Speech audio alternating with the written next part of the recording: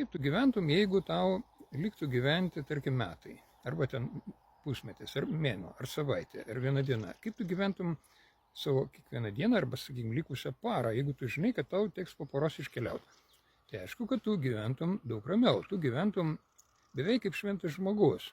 Tu nustotum, kaip sako lietuviai, parintis dėl niekniekio, nervuotis dėl smulkmenų. Tu darytum tik tai, kas iš tikrųjų yra svarbiausia. Tu mylėtum artimus žmonės, tu su jais kalbėtumės, skambintumės jiem.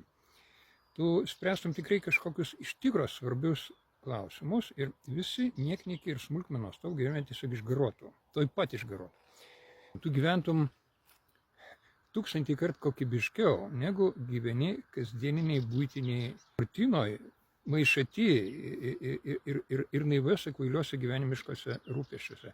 Tu gyventum kaip geriausia savo versiją, kiekvieną sekančią parą. Ta parą pragyvenai, džiaugiasi, kad tu lieki gyvas, tu turi dar vieną parą, tu vėl gyveni per naują, dar labiau kokybiškai. Tai tu įsivaizduok, kaip keistųsi tavo gyvenimas, jeigu tu su tokia mintim gyventum pastoviai kiekvieną dieną.